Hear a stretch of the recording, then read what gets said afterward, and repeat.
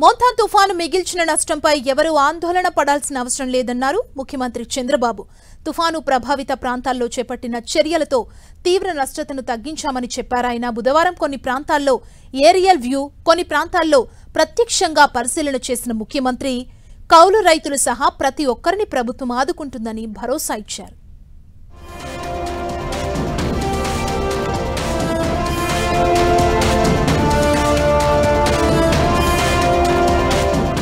తీరని నష్టాన్ని కలగజేసిన మోంతా కోస్తాంధ్ర తీరమంతా అతలాకుతలం. నెల్లూరు ఒంగోలుపై తీవ్ర ప్రభావం. తుఫాన్ ప్రభావిత ప్రాంతాల్లో సీఎం చంద్రబాబు ఏరియల్ వ్యూ.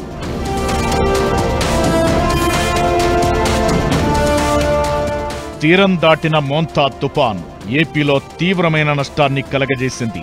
ముఖ్యమంత్రి చంద్రబాబు నాయుడు బుధవారం తుఫాన్ ప్రభావిత ప్రాంతాల్లో హెలికాప్టర్లో పర్యటించి నష్టాన్ని అంచనా వేశారు. చిలకలూరిపేట, పర్చూరు, చీరాల, బాపట్ల, కోడూరు, నాగాయలంక, కాట్రేనికొన, అంబాజీపేట, రాయవరం, ముద్దినేపల్లిలో సీఎం ఏరియల్ సర్వే చేయగా కోనసీమ జిల్లాల్లోని ఓడరేవులో పంటలను పరిశీలించారు. అప్రమత్తతతో వ్యవహరించబట్టే ఇంకా చాలా వరకు నష్టాన్ని తగ్గించగలిగినట్లు చెప్పారు. వరి పంట కొంతవరకు దెబ్బతినింది, హార్టికల్చర్ పంట కొంత దెబ్బతినింది. కొన్ని జిల్లాల్లో విపరీతంగా వర్షాలు పడ్డాయి. ఈరోజు నెల్లూరు, ప్రకాశం, బాపట్ల దగ్గర, పరచూరు ఆ ఏరియాలో నేను ఏరియల్ సర్వేలో కూడా చూశాను. ఎక్కువ నీటితో మొత్తం కూడా ముంపుకు గురైంది. ఇక్కడికి వచ్చే కొందికి గాలి విపరీతంగా వచ్చింది. అది కూడా ఒక 70-75 కిలోమీటర్ల స్పీడే వచ్చింది. అదే కానీ ఇంకా ఎక్కువ వచ్చుంటే మన కొబ్బరి చెట్ల కంటే ప్రమాదం వచ్చేది. ఆ పెను ప్రమాదం తప్పే పరిస్థితికి వచ్చింది. అయితే అన్ని కూడా ఎన్యూమరేట్ చేస్తాం.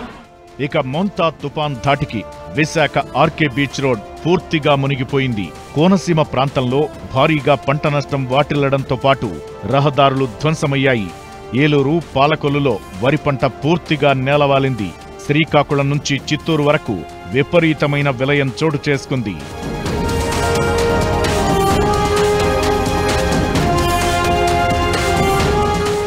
ఉమ్మడి కృష్ణా జిల్లాలోనూ భారీగా నష్టం వాటిల్లగా అవనిగడ్డలో కొబ్బరి, అరటి తోటలు తీవ్రంగా ధ్వంసమయ్యాయి. గుంటూరు, తెనాలి, బాపట్ల ప్రాంతంలోనూ ఇదే పరిస్థితి. ఇక ఒంగోలు ప్రాంతంలో కనీసం 10 కాలనీలు నీట మునిగిపోయాయి. పోతురాజు కాలువ పొంగి పొరలడంతో నేషనల్ హైవేపై నడుములోతు నీరు వచ్చి చేరింది. ఈ వరద నీటి ధాటికి సమీపంలోని బైపాస్ రోడ్ వెంకటేశ్వర కాలనీలోని ఇళ్లలోకి భారీగా నీరు చేరింది. నవోదయ స్కూల్ కూడా మునిగిపోవడంతో విద్యార్థులను తల్లిదండ్రులు ఇళ్లకి తీసుకువెళ్లడం కనిపించింది.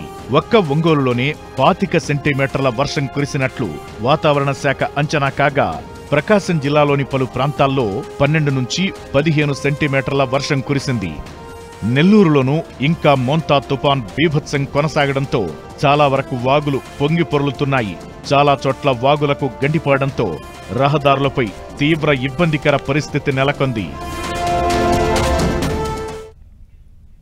తుఫాను ప్రభావిత జిల్లాల కలెక్టర్లతో మంత్రి లోకేష్ టెలికాన్ఫరెన్స్ నిర్వహించారు.